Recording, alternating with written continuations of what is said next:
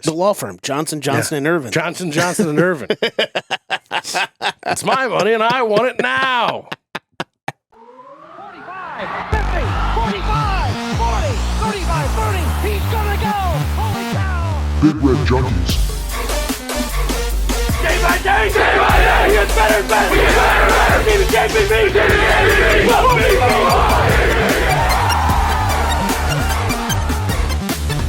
Oh, man, woman, and child, he just turned this stadium inside out.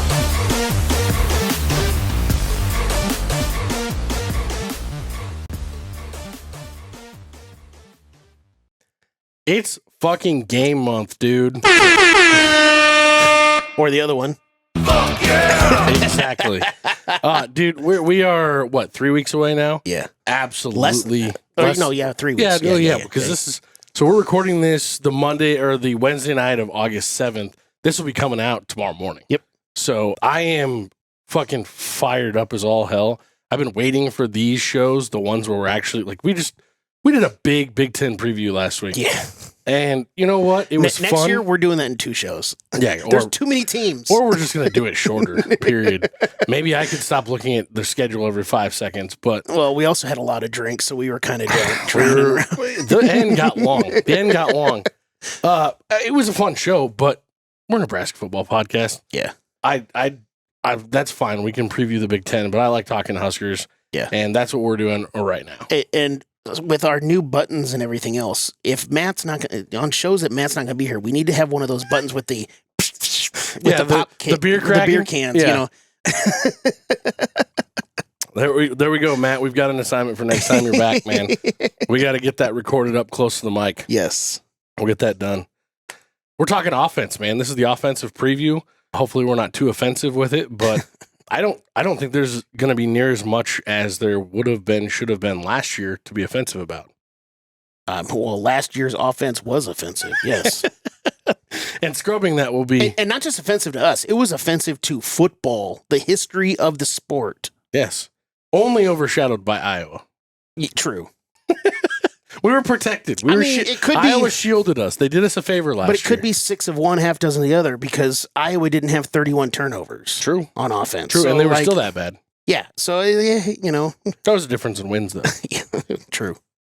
Dude, we are going to have a very, very different looking offense this year, and you can speak to that more than I can because I didn't make that practice. You got to see practice on Friday, August 3rd. Was the offense or the defense more impressive? I kind of think that with our defense, specifically our defensive line, it's just an automatic that our defense is always going to be more impressive. Really? I was very impressed with the wide receivers, not just style-wise, but also size-wise. Yeah. I was shocked. I knew that Isaiah Nayer was a tall kid. I didn't realize he was a big motherfucker. Because I don't know that he was that big before he got here. You know, we all been talking about Jamal Banks being this big wide receiver that we need. And that's true. And then Isaiah Nayer, he's just the tall kid that's really fast. But when you look at the roster right now, they're both 6'4", like I think it was 220. I was looking at it earlier, but something like that, yeah. Right now. But the fact that they're both the same size, and then I look at them on the field and they're standing next to each other, and I'm like, holy shit. You're the same freaking person. Like, are you guys twins? It was crazy how big Isaiah Nayer is, especially with how fast he is. Yeah, I was going to say, you throw on the speed, and the only guys on the defensive side of the ball that are going to be able to keep up with him are tiny. Yeah. So you throw that out there and put him next to a 5'9", 5'10", maybe even 5'11" cornerback, trying to chase him down and keep up with him, first of all, but then also you've got a half-foot difference on him, which probably also equates to another 6 or 7 inches when they jump. Yeah, that's going to be a threat and a half. Yeah, that was one of my biggest takeaways from the offensive side of the ball. Also, you know, I haven't been cracking on the kid. It's just more of how he's going to do the transition from 8-man football to big boy Power 5, Power 4 football is Carter Nelson. Mm-hmm. He looks the part. Does he? Just those. Okay, I know you're going to make fun of me. The legs on this fucking kid. You should have seen his legs, guys. as such a young dude, the athletic nature of him, I mean, he was out there a lot I know everybody goes through the drills, but I could see him a lot out in some of those drills. And yeah, he's going to be a factor on the field. I'm still going to be hesitant to say that he's going to play more than the 4 games. But considering how they're talking about him, I think that he might. I mean, because if he's going to be a factor, then he's going to play. I was going to say, when you look at the way that but it's just it's such a big wide receiver room. Yes, so it's hard to say that he's going to crack through that. And I think it's interesting they moved into wide receiver. That's the other thing for me. And I think with the way that they're going to utilize the tight end in the game, based on his size, like his thickness, his weight, I think he does fit in with the wide receiver room a little bit better, especially with that athleticism. And it will be, if he's going to be as dynamic as what we keep hearing about and what you saw at practice, he's going to get his opportunities to get on the field just because of his size and his athletic ability. I think one of the big things is that this coaching staff is drooling over the fact of getting a 6'6", 230 kid, 240 kid, lined up against the number 3 defensive back. Yeah. For every team. And like they're just and not only do you have his size to add to that, but he's also fast and he can do a backflip and catch a ball in midair. And it's a pit bull looking at a juicy steak. Like, just please. It's everything that I'm hearing about from what all the writers and all the different podcasters and the different people that were at that practice. I think a lot of people one of the biggest takeaways that I got out of it was a lot of people are seeing less of a way for, because it's kind of just been assumed they're going to use Haarberg in some form or fashion on the field, maybe not at quarterback unless Rhule gets hurt. I don't think so. I think he's just playing quarterback. Everybody after Friday's practice is like, I don't see where he's going to get on the field. That's There's so much talent now at all of our skill positions that where are you going to put him? Yeah, that's one of the reasons. That's one of the things that let me rephrase that. That's one of the reasons why I've been saying from the very beginning, when everybody keeps talking about, just put him in at tight end or move him to this position, fullback, this or that. Where? Who? I know that Haarberg's a great athlete, all that stuff. This isn't me criticizing Haarberg by any means about how he can play the game of football. Who's he going to go above? Yeah. They've got talent. Who's not as athletic as him, already naturally playing that position? I know this is a broken record on this show, but we say, be undeniable. Haarberg can be undeniable, but you also have 7 other people over here that are undeniable. Part of being undeniable is being better than everybody else. Yeah. And it doesn't mean that Haarberg's worse than those other guys. They're just equal. Like they're different. They're equal, but in different ways. Well, you can't tell me that Haarberg's going to line up at wide receiver and be better than probably our top 5 or 6 guys. No. You can't tell me that Haarberg's going to walk over to the tight end room and line up and be better than our top at least 2 guys. Yeah. Probably 3 or 4. Yeah. You can't tell me that you're going to look at our running back room and say that he's going to be better than any of them. Nope. Might he be a little bit different? Yeah, he's a little bit bigger body, but he's not as fast. He's not as agile. He's not like, it's just a difference. And everybody, well, look at how he ran the ball last year. Yeah, it's very different to run the ball from the quarterback position than it is to run it from the running back position. Yep. Are there some gadget trick play type things that might come out with him being in the game alongside Dylan Raiola in maybe the Ohio State game? Sure. In maybe late game situation if we're down against Colorado? Sure. Goal line situations. If you've got a 4th and 1 at any time and I see a QB dive with or a QB sneak with Raiola, instead of bringing in Haarberg for that, I'm going to be pissed. Yeah. I'll be actually pissed. Yeah. But, I mean, those situations, absolutely. Hey, dude, we need you for this. Hey, we need to run the option in this scenario. Obviously, you're our go-to guy. And you know what? It's just like what's that? Who was the lineman? I think it was one of the Peters brothers. No. Who was it in the 90s that was like, hey, we're going to line up. We're going to run it right here. Try and stop everybody us. on that team said that. It wasn't one person. I recently saw it again, and there was a name attached to it. I can't remember who it was. I'm sorry if you watched. Yeah. Probably not. But I want to be able to line up packages like that with an offensive line that has more than 130 career starts and say, fuck you, we're running it right here. Mm-hmm. He's coming in the game because you know we're running it right there. Go ahead and try and stop us. But as far as moving Harburg around, here's the main thing that nobody says. He is by far and away the number 2 quarterback. It's not close between 2 and 3.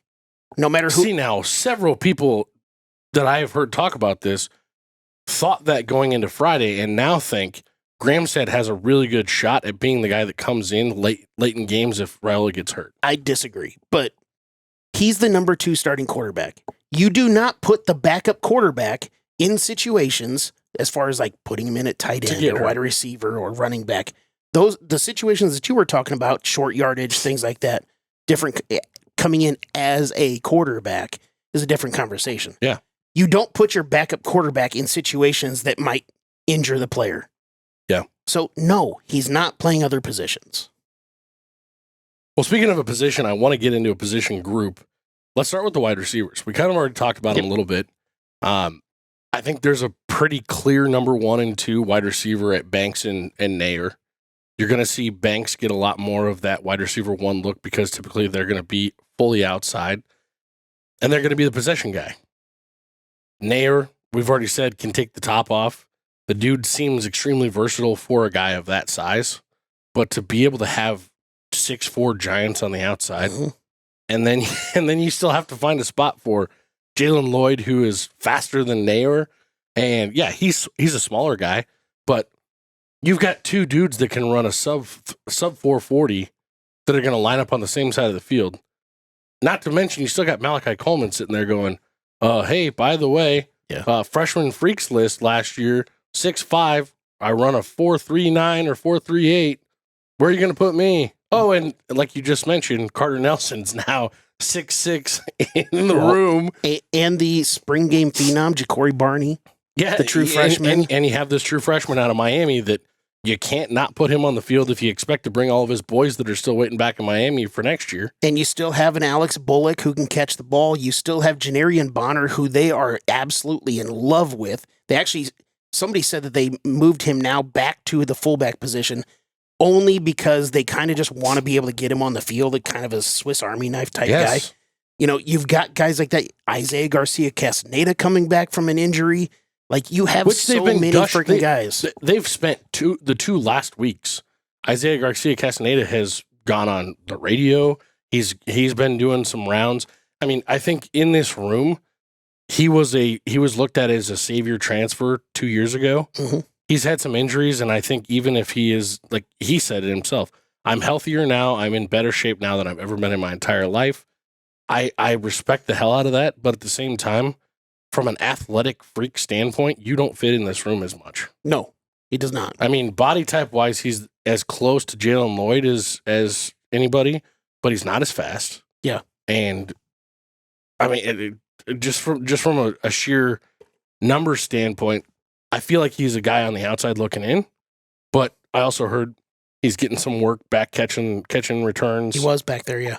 So at least at that practice, he was. What are your thoughts on a guy like him, or Janarian Bonner, if he does wind up staying in the wide receiver room? What are your thoughts on them getting any playing time? Is this going to be more of a rotational thing? Oh, I think Janarian Bonner is absolutely, the way that they're talking about him, like I said, moving him to the again, they can say that they're moving him to a fullback position, but they're going to put him everywhere. Like it's just more of a way to get him on the field. Positionless football. Exactly. It's just a way to get him, make sure that they get him on the field. Which is kind of weird. It's like, why do you have to label him in a certain position? Just throw him out there at certain spots, like whatever. But that's just the way it goes. But I mean, there's a coach that's in control of personnel for different player packages when it comes to the fullbacks and when it comes to the wide receivers. So that's probably the main thing. I guess, yeah. What room is he running out there with? Maybe he splits his time practicing between the two because he's going to be in different sets, but there's got to be a coach that's assigned to letting him know whether or not he's on the field. That's my guess on that. Yeah. As far as, like you kind of asked about getting guys like IGC out on the field, there's going to be packages for these guys. Yeah. I mean, hell, even if it's, I bring this up sometimes, back in the Callahan days, I used to be able to predict when it was a run or when it was a pass. They literally had 2 wide receivers. I'm brain farting on their names right now. They had two wide receivers that would come in, and you knew that it was a run play. And then they would switch those receivers out for these two other wide receivers, and it was an absolute pass play. I remember it was the Pittsburgh game. Those guys can't catch the ball, but they're great blockers. That was the point. It was the Pittsburgh game here in Lincoln in the mid-2000s, and I remember sitting on the 50-yard line with my brother-in-law and one of his buddies, and I would literally be calling out, oh, it's going to be a run.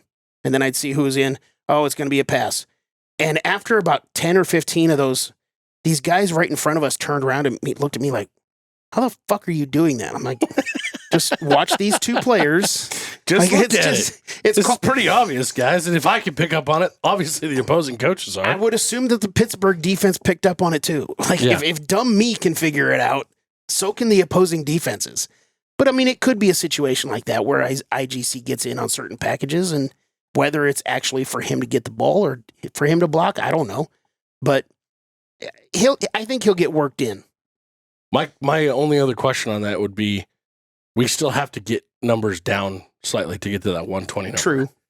Do we think the wide receiver room has enough in there that there's going to be a casualty or two? I mean, especially a guy like him who's, this is his last year. The fact that I don't know about guys like that. I think it's more guys, because I mean, when they have to get down, I think what was it, like 25 guys? Something like that they have to get down. Last number I heard was 144. Yeah. And the hard cap this year is 120. But dudes who are out with full injuries, though, they don't count towards it. Like right now, Tristan Alvano's not even on the 120. Yeah. But so, like, I think that there's going to be a casualty in every room. I mean, but that's just the way it goes. Yeah. So, I mean, yes, there has to be casualty somewhere.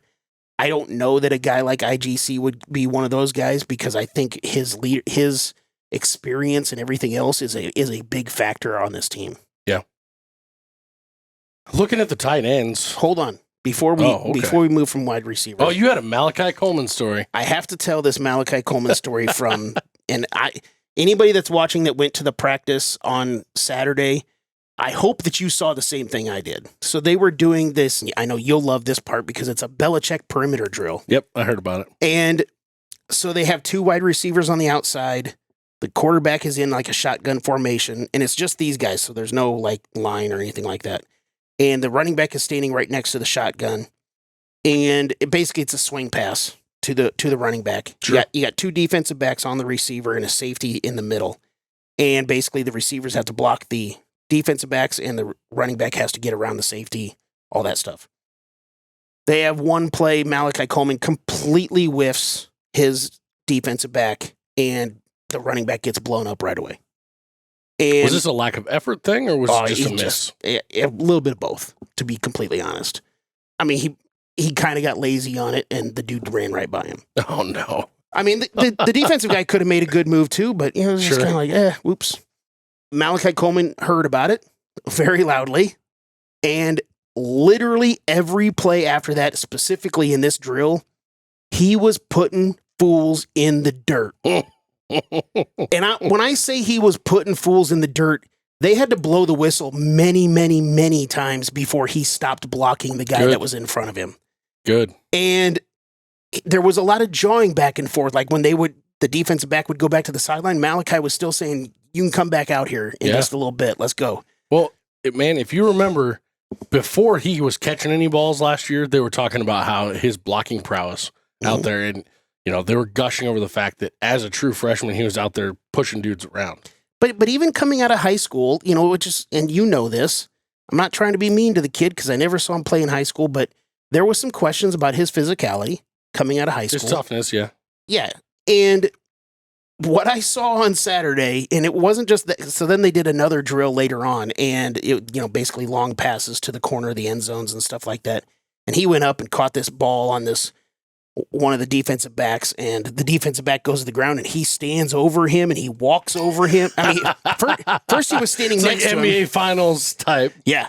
First he was standing next to him, and then he put that leg over the top of him. He looked down, and then he just slowly walked over the top of him. I'm like, oh, damn. So that's why I said... I love it. When I did my little rundown, I said a pissed off Malachi Coleman is a very fun Malachi Coleman. And my God, it was so good to watch. I mean, not good for the defensive backs, but just catch that fire in a bottle and man. feed it to him before every game. yeah. Do it. Like, have him go out on the very first play and just whiff a block and then see what happens the rest of the game. Well, how much did you see him get involved in stuff? You know, obviously we didn't get to see him in the spring because of his injury. Yeah. He's full go now. Did he look like he was as involved, or does he really look like he's getting wide receiver 3-4 reps? Oh no, he was up there. Was Yeah. Because that's my biggest question. He's in the, I would say at most there's going to be at least 6 guys are going to be like in the heavy rotation. He's in the 6. Well, and that's my biggest thing about the wide receiver room and being what it is. First of all, just step back and think about this from an advantage standpoint when you're looking at red zone opportunity. When you look at our red zone offense over the last, I can't even go back. I don't know how far you'd have to go back for me to be able to tell you that we had an efficient red zone offense. It's been since before Frost was here. I know that. When you think about the advantage that it's going to be, where the majority of DBs in the Big Ten are bigger DBs, but they're still only 5'11", 6 foot, 6'1". You've got some 6'2" and 6'3" guys out there, but when you've got your two top guys that are 6'4", Malachi Coleman is 6'5", Carter Nelson is 6'6". You've got that type of height advantage to go down there in the red zone, and those dudes can all jump out of the gym. You cannot tell me that that's not going to be on the mind of every defensive coach out there questioning how the fuck are we going to stop Dylan Raiola from throwing just a simple touch pass and letting one of those dudes go up over top of our guys constantly. Yep. Those should be close scoring attempts where we are not running the ball, should not scare the shit out of people like it has in the past. Yeah. Because that is a massive advantage when you're just simply talking about numbers and height. Well, and also, I'm not a big fan of the fade pass in the end zone, but when you have guys like we have right now and that are a half a foot taller than the guy that's going to be covering him, and a quarterback with the talent that Raiola has, you're going to be seeing a lot of those fade passes. We should. In fact, the only touchdown that happened on the team drills or on the team competition on Saturday was a fade pass to Banks, if I recall correct. Yes, right? I'm pretty sure. But that's one thing that I've been, for this show specifically, I've been getting so excited about talking about is just that red zone advantage that we're going to have. Yes, it's going to be an advantage across the entire field, but when the field gets short and it's no longer about speed, that's when you have a super speedy offense kind of run into trouble frequently. Mm-hmm. But typically when you have a super speedy offense, when you think about the Kansas City Chiefs primarily, right? Especially when Tyreek Hill was still there. They had that speed, but they didn't have any height. Their only red zone threat when they got deep in the red zone was to run the ball, have Mahomes scramble out, and somehow they lost track of him and he got to scamper in, or Travis Kelce. Mm-hmm. Now, it's not about that for us. We have that speed, we have that athleticism for the rest of the field, but you get down there and we now have a height advantage that no one else is going to be able to stop. Well, and I'll lead you into the tight ends, not just the wide receivers. We have a giant tight end that we could throw to as well. Who are you talking about, Jed? Well, I mean, I call him Thomas Fidone, but you don't. So, Mr. Faboni hands. No, I am going to do everything I can to be just a cheerleader for that guy this year because this offseason, he has done everything right. He went from sounding like the chip on the shoulder douche last offseason that really just kind of rubbed me the wrong way and had me easily taking advantage of his Faboni hands all season long. He got old really fast. He did. He seemed to. He was right at the beginning, but then it's like, okay, just shut up and go play. Just shut up and go play. But prove it. It seems like there's been a turn the page maturity jump here this offseason where he's now, okay, I'm a leader. I'm not just a guy who's out here for myself trying to prove people wrong. I'm very excited to see if he can, like you've talked about with a lot of people, and I know I said before the show, we can't talk about how we've talked about it all, but we've talked about this so much with so many of these guys that just haven't realized their potential. Yeah. It's time. It's time for you, as much as it's time for anybody else on this offense, you need to arrive. Because prior to Raiola coming in here, if you're just looking at the offense right now, he's probably our highest rated recruit in the offense, isn't it? wouldn't see why he wouldn't be. Yeah. He's got to be up there. The rest of that room, what do you think about it? I mean, Nate Borkature, we've always talked about him as a blocking tight end, and then all of a sudden, I mean, in the spring game, he caught a couple good balls. It sounds like he's coming along as a pass catcher as much, if not more, than he was just being a blocker. I love Nate Borkature. I mean, I said it when we were doing the countdown and he was in our top 50. He's sneaky athletic.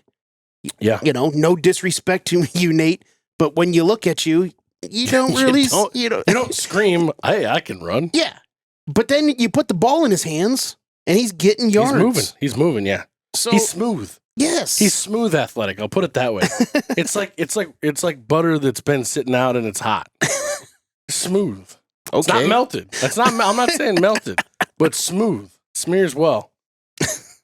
That's and Luke Lindmeyer, I mean, do we know much about him? Yeah, I mean, he got in a handful of times. Last year, he probably is more of a blocking line or tight end than anything else. But yeah, I like the combination of, especially just having those two of those three guys on the field at the same time, because it's one of those where, like, yes, you can have a Thomas Fidone and Luke Lindemeyer out on the field. They're going to focus more on Thomas Fidone, and then all of a sudden, oops, there's Lindemeyer right there. Yeah. Well, I didn't know. I know that they've talked about the movement of Jaron Bonner a little bit. He came in as a tight end, if I'm not mistaken, didn't he? I think he came in as a wide receiver, and they moved him to fullback. That could be. I picture him when I'm playing college football 25. I picture him in that tight end NFL style versatility. Can go back to play in the fullback role and be that lead blocking type, but that can also slip out and catch a pass. Yeah. Dual threat type of guy. Didn't know if you foresaw any packages that would get him out there lining up like that with tight ends. Like I said, I think they're just going to use him as a Swiss Army knife type guy where they're just going to put him out there. Yeah. Like, hey, almost, I mean, again, they're not going to do this, but hey, Bonner, you're in on this play. What position, coach? Just go out there. Like, you'll feel it out. We'll find you. Like, doesn't matter. Line up wherever the fuck you want. Like, do you know who the fullbacks are rooming with? Because they don't have their own coach. No. Are they in with the? They'd be at the running backs. I was going to say, are they in with the running backs? I guess because some of those fullbacks are, again, like the H-backs where they're more tight ends than anything else. So, I mean, yeah, they do some running back drills, but they would probably be more like the tight ends. That's why I was curious, since Satterfield's running that tight ends room. I mean, I don't know how much he's really going to be running the tight ends room now that they've got extra coaches, but he is still the tight ends coach along with being the offensive coordinator. Yeah.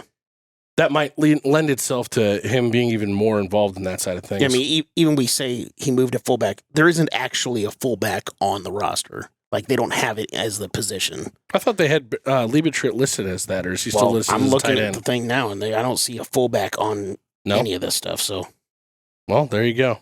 Heard it here, folks. No more fullback in Nebraska. Everybody's going to lose their shit again. Who cares?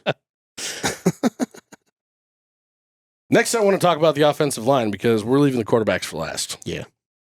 The offensive line took a big hit this week. They did. I don't know what happened. I still haven't heard what happened. It was happened non-contact. It was? Yeah. God, that's such a travesty. Yeah. I mean, we've met his parents before. We were drunk as hell. They were also drunk as hell. You had to remind me that we met them. You were like, oh, we did? That's cool. Up at the Eclipse one night. Yep. The Prohaskas, just in case they happen to be out there or somebody catches word of it. I've been a huge Teddy fan. I have been just waiting for him to get his shot and be healthy and just like everyone else. So is he. Yeah. Just like everyone else. My heart sank when I read it, and I instantly said, I'll bet his career's over. I mean, he can get a medical hardship this year and he'd still have 2 years of eligibility left. I don't know. I mean, he might just be like, this is my 4th surgery. And that would be where I was. Like, yeah, I should be moving on right now. And this is just not working out. Yeah, it's tough. I hope he makes the best decision for himself. But I mean, of course, I'd love to see him get healthy and get out on the field. Absolutely. But, that's his own personal life, and, you make the best decision for you. But, yeah, hearing that news, man, I was just like, oh, no, not again. Because, one of the things that we talked about, with him was this is his first year, and he's said this before. This is my first year, like, not rehabbing an injury. Yeah. And now that's a 2-year process he's restarting. Just a crusher. Yeah, it's really, really tough. And then you throw on top of it, I heard on it, Rhule did an interview with a national podcast this morning that he let it slip. He said our starting left tackle, Teddy Prohaska, went down. That tells you right there, they were anticipating him being at left tackle to start. Yeah. And instantly you can plug Corcoran right back in there. He's obviously got a lot of starts at left tackle. We all know I don't know about quality starts, but they're starts. It's well documented that we don't really like him at left tackle. Yeah. I'd much rather see him inside of the guard position, but it's not that he doesn't have experience, and perhaps and maybe he does the Ben Hart turnaround. Who knows? I was going to say perhaps the terrible year last year and another year in the system, another year under Raiola, he can get that stuff fixed. Yep. If he does a Ben Hart turnaround this year, oh boy. Yeah. I'm just going to have to keep picking a dude or two or three that I just absolutely shit on all year long. And then they're going to turn into NFL caliber guys the next year. Yeah. Because it's happened several times. Jurgens, Ben Hart.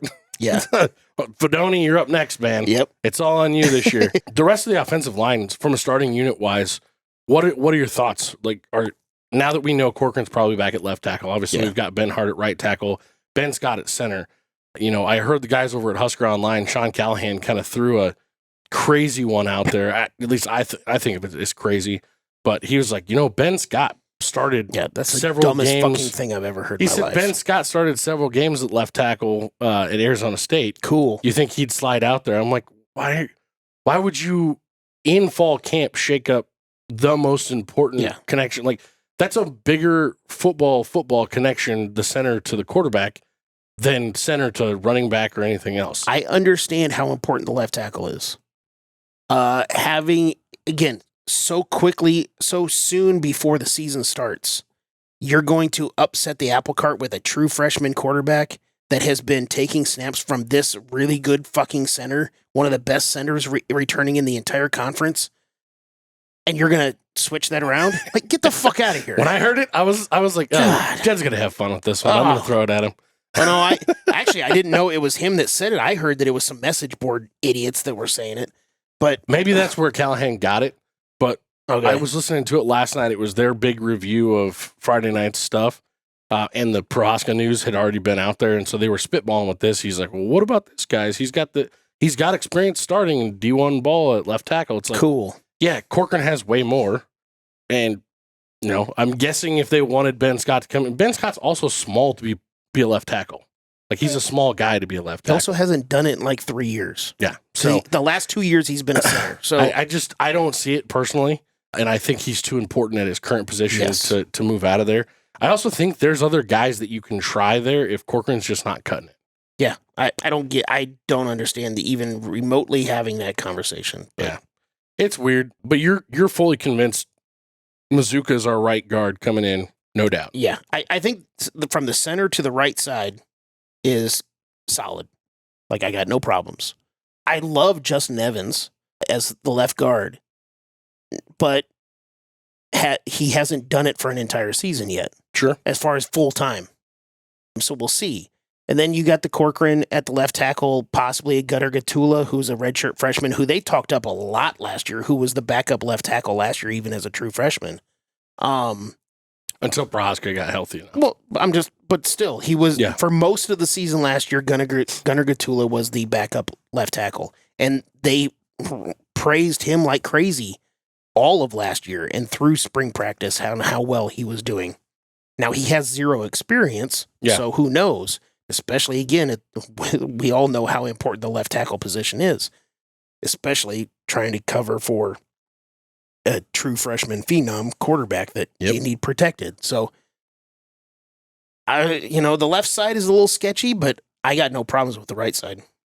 Do you think that there's any chance that because of this Prohaska injury, Matt's fantasies of Grant Bricks or anybody that's, a freshman or even a redshirt freshman that's going to get a little bit more play over there? Are they going to try and rotate any more of those guys in and just kind of play with what they have? I don't see that with Bricks only because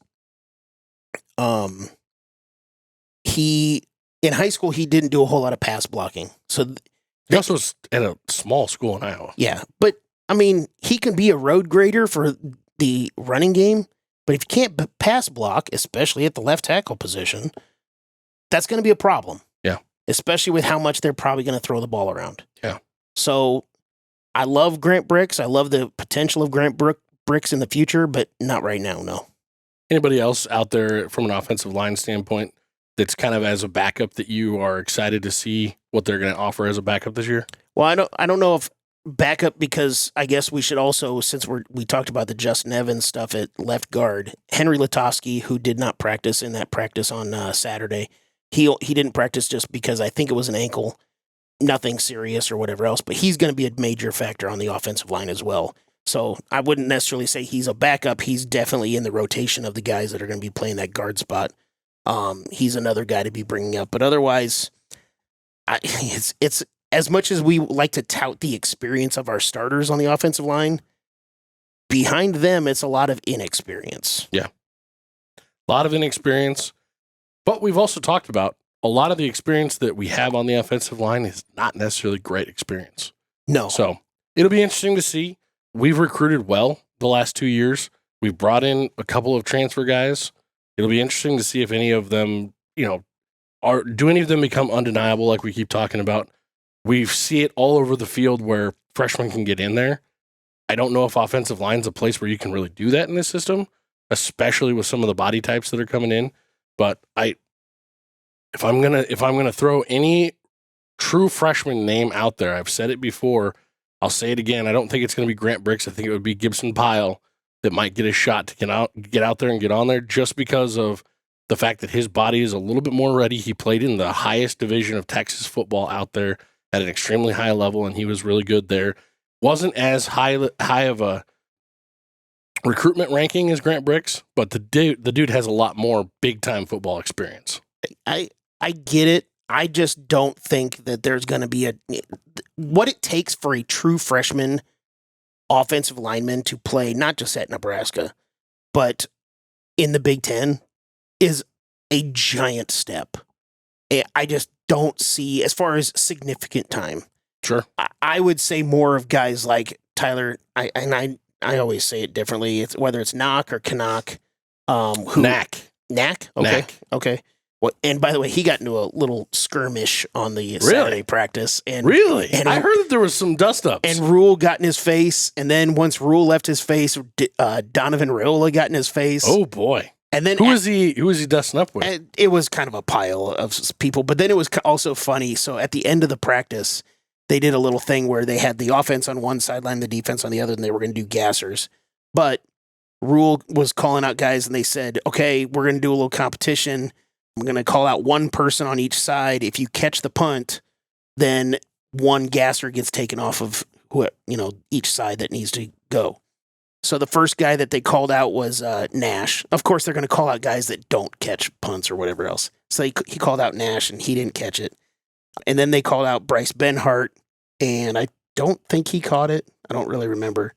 And they called out another defensive player. And then Rhule, because he's got the mic on, he's kind of walking down the line. He's like, who should I call out now? And then he goes, well, this guy got into a little fight earlier. Let's see if he can redeem himself. And it was Tyler Knack. Did he get out there and catch it? No, he didn't. Oh. But the fact that Rhule was like calling him out, like, yeah, he got into a fight earlier and he got in trouble. Like, let's see if he can redeem himself. I don't think there's any hiding anything with Rhule. No, there's not. I think as much as we've talked about coaches in the past that just weren't very forthcoming and didn't want to let anything out, and a lot of great coaches are that same way. Mm-hmm. I'm not saying it's an indicator for good or bad as far as coaching, but I think Rhule is very face value. You're seeing what you're getting, and you're not going to have to wonder what's happening. No. It's pretty awesome. I mean, hell, in the middle of that practice also. So the expectation is to run from station to station. And at one point in the middle of the practice, you're getting a little comfortable. You're lally-gagging a little bit. And all of a sudden, because Rhule had the microphone on at the time, and all of a sudden you hear the sound for the exchange of the stations, and all of a sudden you hear Rhule go, "Stop walking." He wanted people to run. And then all of a sudden, the whistle's blowing. Get to the sidelines. Offense over there, defense over there. If you guys want to walk, I'm going to make you run. So they did. They each side did the gassers, and again, the coaches do the gassers with the players. Yeah. So if you're in trouble, the coaches are in trouble too. Like I said, I love it. He's not afraid to call people out. It doesn't matter. And then, but that's how you build strength, and that's also how you build trust. and as far as calling people out, so they each did 2 gassers, and on the second one, the defense was going, and one of the guys basically false started, and he took off before the whistle blew to go, and it was Vincent Carroll Jackson. And they blew the whistle again, like, nope, get back. Vincent Jackson. No false start, blah, blah. Like, he's calling him out on the microphone over the stadium and all that stuff. I love it. Yeah. That's awesome. Wow, I feel ashamed that I missed the practice. I wish that I could have been there. It would have been a hell of a good time. Well, they're going to do it again. Not this year. Not this year. They'll do it again. It sounds like this is going to be a standing thing. Yeah. I personally think they should just do Friday Night Lights. If you remember, they tried to do that during Riley, I think his first or second year here. I think they should just do that. Run it all the way through fall camp. Yeah. Just get it all done. You're going to have those practices anyway. Just as well open the door and make some money on it. Yep. They said they brought in somewhere around $90,000 or something like that. Yeah. Mitch Sherman made the joke that, oh yeah, I think that paid for like 1 or 2 days of Dylan Raiola. I'm not really sure. Dude, he must know the number because he alludes to the fact that it is bigger than what most people think a lot. A lot. What do you mean? Like what number? Dylan Raiola's NIL deal. Oh, okay, yeah. I thought you were talking about what they made for He the makes it practice. sound like people don't know or don't realize how much we gave Dylan Raiola. I'm like, whatever. It's not really any of my business. Yeah, I don't really care. I don't care that it's much. It's not my money, so I don't care. No. Well, I guess I did pay $25 for this, so I guess some of it is my money. God damn it, Jed. There you go. You paid for like 40 minutes of Dylan Raiola's time here. Maybe 4. Running over to the running back room. This is a whole fruit salad full of shit that I don't even really know what to make of. Well, I wouldn't say it's shit, but yeah. I mean, when you look at this room up and down, it feels big. It feels like there's got to be some attrition there when we're getting that number down to 120. But where do you start cutting? Because you'll have to speak to this more what you saw on Friday, but from everything that I understand, we've got 4 dudes, 3 especially, that it sounds like really could be in any order. Yeah. And then you've got Dante Dowdell, who, by all intents and purposes, is probably the highest rated guy in that room from a scouting perspective, coming out of high school, who's a transfer in as a redshirt freshman. And you'd have to say that his ceiling's probably the highest, but he is ready? From what I understand, they've got him bulked up to like 230, 235. And it sounds like he's going to be more of a power back, power down type of situation. Whereas it sounds almost like Johnson, Johnson, and Gabe Irvin are kind of all basically the same size. The law firm, Johnson, and Irvin. Johnson, and Irvin. It's my money and I want it now. Yeah, I mean, you talk about attrition and how we do need to get down to 120. There's 12 running backs right now on the roster. Well, I wasn't talking about everybody behind. I'm just saying in a general sense of there's some guys that got to go. I'm sorry. Quentin Ives is up there with some of those other guys. And from what I understand, his athletic ability, it's one of those kind of quasi-undeniable, got to figure out a way to use him type of a thing. But he's also a redshirt freshman. Mm-hmm. So him and Dowdell have some time. You've got, Ramir and Gabe, they're both up there in age. And then Emmett Johnson sitting there, hey guys, I'm the only one that did anything last year. And then he went and packed on some pounds, and everything I'm hearing is that he looks like a first down back. Yeah. So, one of the things with the Saturday practice, there's a handful of people that were like coming out of the practice and being like, oh, well, these guys were the starters and these guys were because they came out first. I was like, okay, that could mean something, that could mean nothing. I tend to think practice, guys. Exactly. It's the third practice. I don't know. I'm not going to say one way or the other. Emmett Johnson was the first running back that went out there during the team competition, followed by Ramir, who had one specifically that I could remember. But, we talk about Ramir Johnson being one of the guys that's going to catch some passes out of the backfield. Mm-hmm. He had a couple of them where he was running routes and caught this pass and just just gonzo. Yeah? Oh, yeah. Kind of like that. And then Gabe was the third guy in there as far as the running backs go, as far as the top group of players.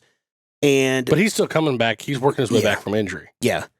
So if all things being equal, the potential going forward, my guy is Gabe Ervin, but I can't deny what Emmett Johnson did last year for us when he came in the situation that he came in. Everybody knows my love for Rahmir Johnson for 6 freaking years, but at the same time, Rahmir Johnson's been here. This is his 6th year, and he doesn't even have 1,000 yards running for his career. But that's also a lot of lack of opportunity. Absolutely. It's a lot. That wasn't meant for me to crush him. No, lack of opportunity, a lot of injuries. That's what happens. But when you've already been here for 5 years, you got to get out there. You got to find a way to get yourself on the field. I think it'll be interesting to see because from what I understand, both him and Emmett Johnson had to bulk up some. Yeah, it sounds like Gabe Ervin is running about exactly where he was coming into this year, but he's even, if you can believe it, he's even in better shape. But he's still working back from injury, and they don't think that he's going to be 100%, mentally all the way back, at least for a little bit this season.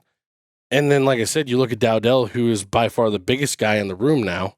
And we saw in the spring game, he looked like the most effective, but that also seemed like it was kind of a package deal. It kind of seemed like the plays that they were calling more of a victim of circumstance for everybody else rather than it actually playing out that way. The story that I heard from a couple different people was that it looked like Emmett Johnson and Rahmir Johnson neck and neck for that running back 1 spot, but that Gabe Ervin still clearly looks like he's the guy if he's fully healthy. Is that where you are with that? I would say Gabe Ervin, to use a very overused term, coming off the bus, I would take Gabe Ervin ahead of anybody else. Sure. That doesn't mean that he's the best running back by any means, but off the bus guys, I'm taking Gabe Ervin. Yeah. Yeah, and I mean, he's also your most prototypical every down back, size-wise. That's kind of why I would also take Gabe Ervin. Yeah. No, I'm excited to see what they've got going on. I think we've got a hell of a coach in that room, and they should take a massive step forward this year, provided the little bit of a shakeup on the offensive line that we have doesn't derail the offensive line's progress. Yeah. Especially if they can stay healthy. Yeah. Because like we said, the injury concerns in that room. As big of a question mark as the offensive line in the running game is, the biggest question mark is health. How scared are you if we're 4 weeks in and all of a sudden Gabe Ervin and Rahmir Johnson are down again?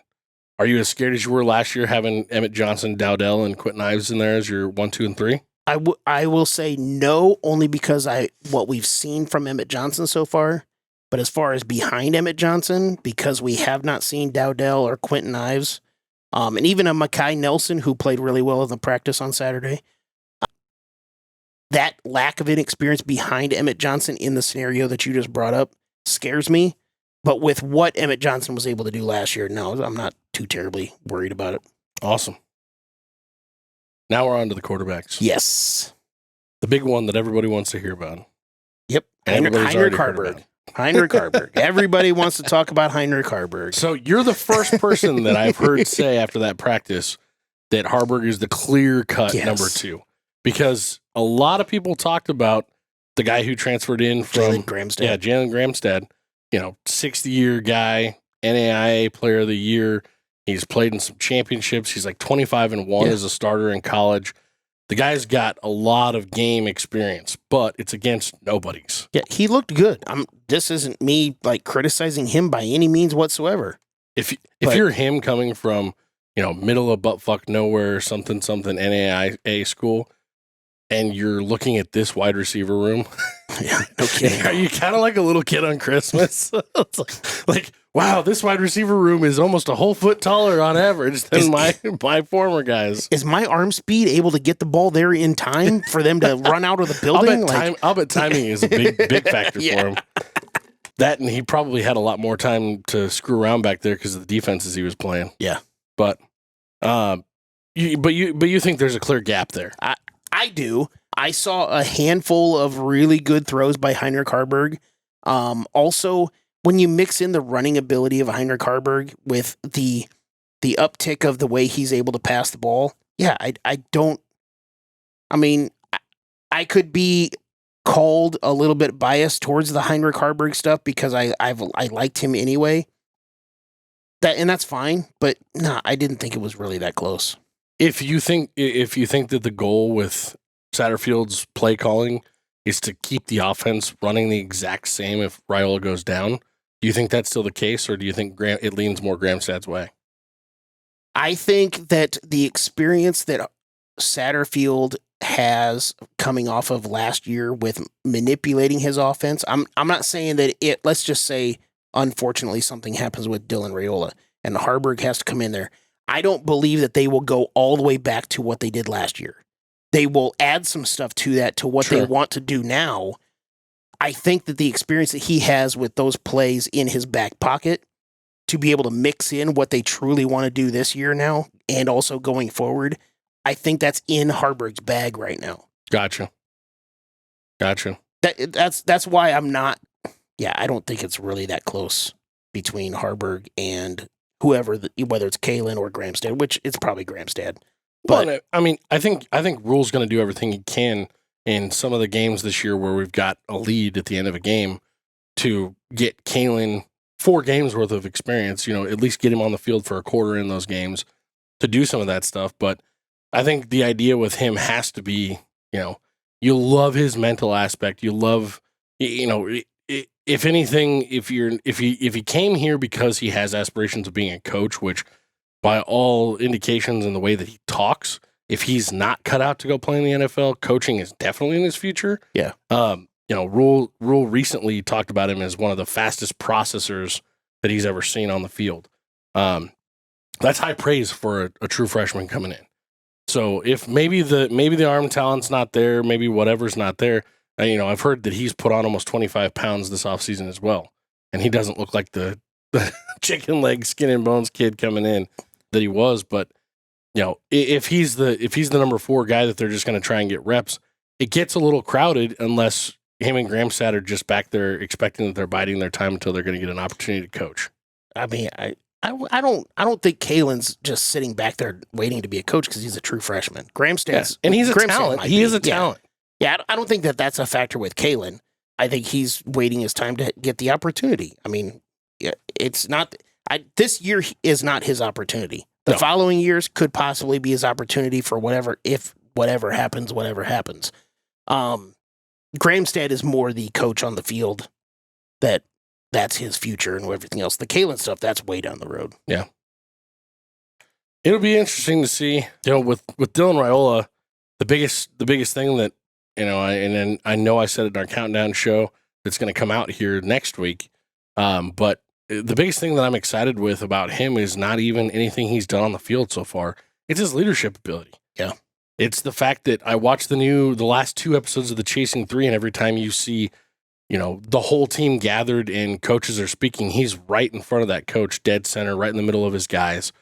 He's not just hanging out with all the freshmen like you would expect a freshman quarterback to be doing, or with, 1 or 2 of his buddies. He's in the mix. He's jumping on it. He spoke at the podium late last week before that practice, and he made comments about how, now that we've gotten through the hard stuff, which I thought was funny because they all talk about the summer as the hard stuff, which it echoes what Rhule has said. He goes, I want that to be the hardest thing they do all year. Yeah, absolutely. Which that's an amazing way to look at it, especially when you see drills like running the stadium steps and Matt Rhule is leading the way at the end or following up the end of the pack. He's probably not leading. He might be following. No, he was following up.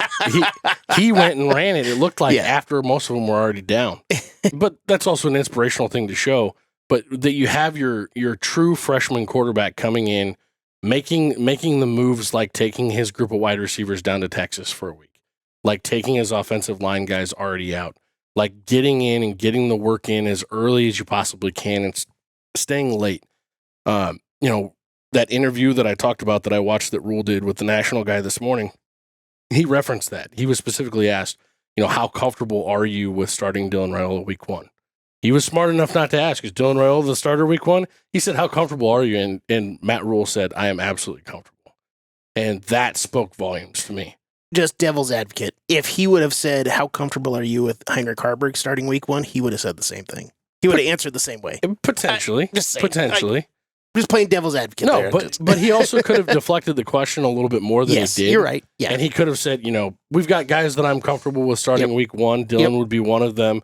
Yeah, any number of ways he could have done it, but he seems to almost be winking a little bit as he says things now. Like, it's like, guys, I know. I'm still keeping up the ruse, but we all get where this is going. I'm in on the joke too. Yeah. Have you heard the punchline? It's exciting. There's more vibrato, I guess, growing, it seems, with the confidence that people have in the team offensively, just simply because of the little things we've seen in the spring practice and the chasing threes and this practice last week. Guys, we're a week into fall camp. We haven't seen even the start of things, and the timing and the cohesiveness and all those things that a family team like what they're working on get now that they're really playing football, they get to add all that stuff. And the staying in the dorms thing, it's more about the bonding and the getting to know your guys. It's who's the wide receiver that you talk about that I was asking. I'm like, who the hell is this kid? Elliott Brown. And by the way, during the practice, he would stand on the times that he wasn't out there, and he was standing on the sidelines. Some of for instance, the Belichick perimeter drill. He was literally, talk about coach. He was doing the signals for what routes that they need to run to the wide receivers. Mm-hmm. So he was somebody this last weekend referenced him as Garrett McGuire 2.0. Yeah. Yeah, I can see that. So if you're looking at a track that Matt Rhule's already laid out for him, yeah, okay, cool. He might be the guy on the sidelines in 3 years. Who knows? Eventually, Garrett McGuire is probably going to go run his dad's offense, would be my guess. Well, yeah. So as we kind of wrap up the offense, now that we've talked about everybody, so we had a terrible offense last year. Time out. Elliott Brown is Dylan Raiola's roommate in the dorms. Oh, okay. That was the point that I was getting at with him, because you talk about a player liaison is kind of what they've designated him as. I thought that was very interesting. That it's like, okay, not only are we taking the guy who's going to be the leader of the team this year, but we're putting him with the guy that is kind of the go-between player-ish, player-coach guy. I thought that was interesting. But anyway, back to your story. Sorry. So we were ranked 117th in total offense with 312 yards per game. Woof. Yeah. What is your expectation for this offense this year? Like, I don't know if and you can answer it whichever way, whether it's yards per game, total ranking, or however you want to go about that question. What is your expectation of this offense this upcoming season? Well, I think when I think of it from a game perspective, I see 250 yards per game passing as kind of my target goal for them. If we're going to run that out, and let's say Raiola actually stays healthy for, that's 3,000 yards for the majority of it. Yeah, you've got 3,000 yards. Where does that put us? I mean, if we're thinking about a ranking, we're thinking about where we would have wound up last year if we had 3,000 yards passing, and somewhere in the neighborhood of, I think if I was going to say over under 2.5 touchdowns a game average, I'm gonna go over. 3,000 is putting us pretty much middle of the pack at 61 from last year. There you go.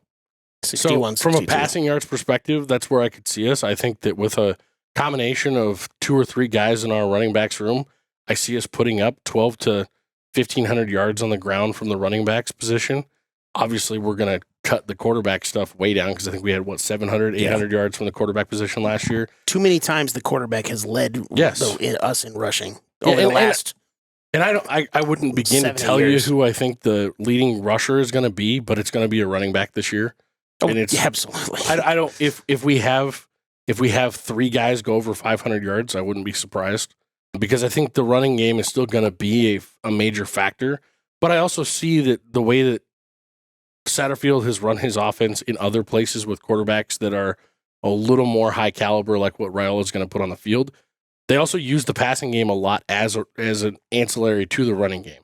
So you might see a lot of quick, short stuff that's going to come out of the backfield that's not necessarily going to translate into rushing yards, but it's going to be as if they're rushing the ball. Mm-hmm. So when I think about it, I'm thinking, 4,500-ish yards on the season total for the offense. I want to say somewhere in the neighborhood of 35 to 45 touchdowns. And my God, I hope that we keep the turnovers under like the 15 mark. Give me one a game, and that'll be a massive improvement. Yeah. So, for instance, we did the show a while back about freshman quarterbacks over the last handful of years and what they've done. If you take the average of those quarterbacks that had 500 or more snaps, they averaged just under 2,500 passing yards, 19 touchdowns, 7 interceptions. I mean, when you look at the fact that he threw 34 touchdowns and 1 pick last year in 2,600 yards, and that was, I believe, in 9 or 10 games. I don't think it was a full 12-game season. I don't see why, with the weapons that we have on offense this year and the defenses that we're going to go up against, he's going to have games where he probably throws the ball for 400 yards. And we've got a couple wide receivers that, touch 150, 200. But there's going to be games where if Raiola has a shit game and throws if he gets to 250, we'll be lucky. Yeah, if Rhule has a shit game and throws for 110 yards against Ohio State, I'm not going to dog him for that. No. That's the number one defense in the country this year. Those things are going to happen. He's going to have freshman moments, and I'm pleading with the fans, please give him grace. He doesn't have to be a superstar this year. I think because his name is Dylan Raiola, they're going to give him the grace. I hope so. I think that we're going to give everybody grace this year. Or I don't think it. I'm saying I'm hoping we give everybody grace this year, just from a standpoint of we have a lot of new players on this team again. We like to dog on Colorado because they churn the roster so much. We churn the roster a lot this year again too. Yep. We still have a lot of seniority, but there's a lot of depth there now, and you're going to see moments where we might be up by 3 scores on a UTEP, and instead of putting the pedal to the metal and running it up to 70, we're probably going to throw a lot of other random guys in there and start to see some looks that might make some mistakes. We might see some turnovers pop up then. Don't know if that's going to happen or not. I really don't know what to expect this year. But from a standpoint of yardage and scoring, it has to be at least 3 touchdowns a game, and I think a minimum of 350 total yards of offense is kind of what our target needs to be. Okay. I think a lot of what you said, as far as you talked about the short passing game as kind of an extension of the run, I also kind of think it's going to be more of the long passing game to set up the run. Like we hear a lot of these, the coaches are saying, we need to run the ball. We need to run the ball. We hear Matt Rhule talk about what he learned in his 1 year at in the Big Ten about the wind. And if we are against the wind, then we need to run the ball more and all that other stuff. I am still, as much as I love a guy like Gabe Ervin, and I respect, I love Ramir Johnson, and I respect what Emmett Johnson's done, and I like the potential of our offensive line, I'm still fearful of our running game. There's more talent in our wide receiver room, too. Yeah, and so I think that they want to run the ball more, but I don't think that we actually will. I know that we ran the ball 65% of the time last year. Obviously, a good chunk of that is because of the quarterback that we had for the majority of the season, but I think that we're going to throw the ball to set up the run, whether it's the short game, like you said, or even the long game, like we're capable of with the speed guys that we've talked about 1,000 times. Expectations wise, it's really hard with a true freshman quarterback to really set expectations. Especially when our offensive line just took a big ding. Yeah. Honest to God, I truly don't know that I can set an expectation for the offense. It's kind of funny with the things that you said. I'm not going to give it away right now because we're going to be doing the season preview with our prop bets, and I have one of my questions. Some of the things that you said makes me want to adjust one of my numbers because I know what the number that I have set so far. Clearly, you're taking the under.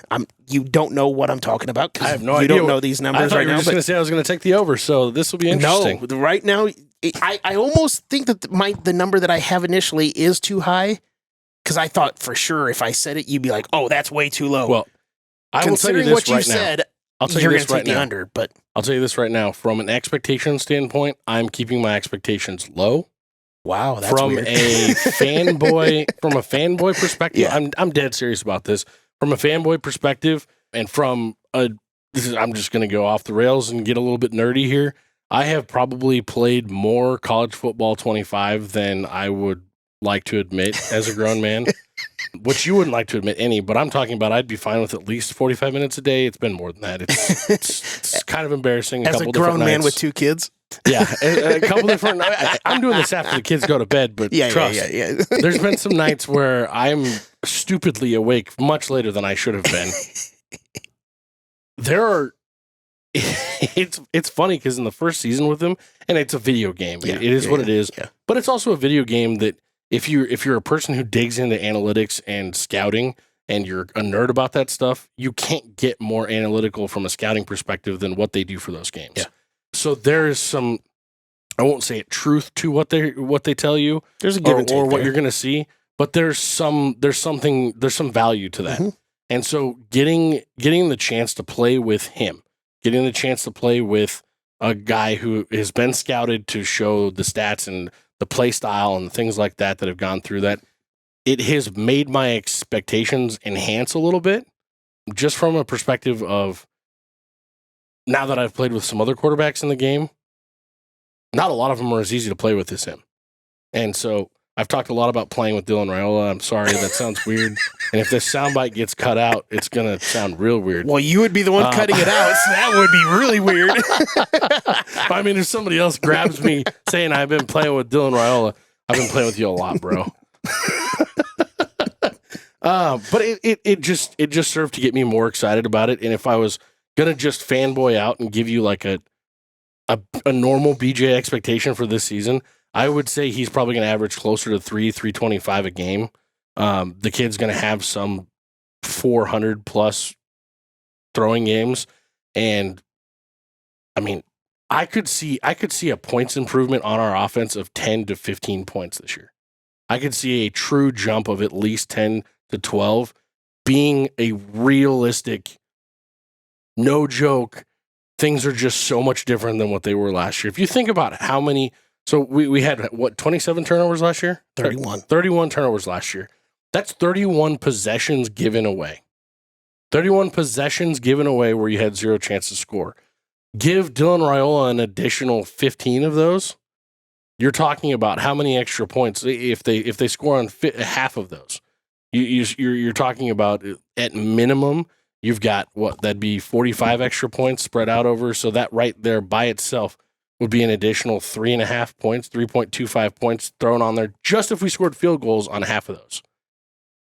It doesn't take that much to get that number up 10 points. It's almost as if you're chasing 3. It's almost as if you're chasing 3.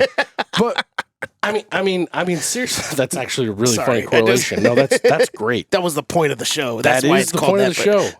But if I'm fanboying out, I see Dylan Raiola as a clear preseason Heisman Trophy candidate, like way bigger than what Adrian Martinez was. If you remember, he was on the preseason Heisman watch list heading into his sophomore year. Yeah. He was like 7th on the list. I see coming down the final stretch of the season after we get beat by Ohio State and we're only a 2-loss team heading into the Iowa game probably. This is the fanboy talking. I was going to say. 2-loss team heading into the Iowa game, and Dylan Raiola is like the 10th or 11th best odds for Heisman. That's kind of where I am with this. I think he's going to be a freshman phenom. He's going to be a dude that is getting people drooling about his NFL potential the moment that the game starts. Like it's just going to happen. He does everything to mimic Mahomes, even though he laughs it off and acts like he doesn't. The dude is like that. That's he referenced it. And I think I'll laugh about this forever. He talked about it's awesome to be preceded by a guy like that. Like he's already got it in his mind. I will be him one day. But it's cool that he was there first. Like, that's basically how he said it. And I was like, Jesus, holy shit. Like, fuck. So, yeah, no, fanboy says he'll throw for 3,500 plus this year and, touchdown ratio of, I don't know, Fanboy says he'll be the greatest quarterback of all time in his freshman season. Not his freshman season. No, I'm not saying greatest of all time. No, but greatest at Nebraska when he leaves here, absolutely. And this may be the most unbelievable night in Cornhusker football history.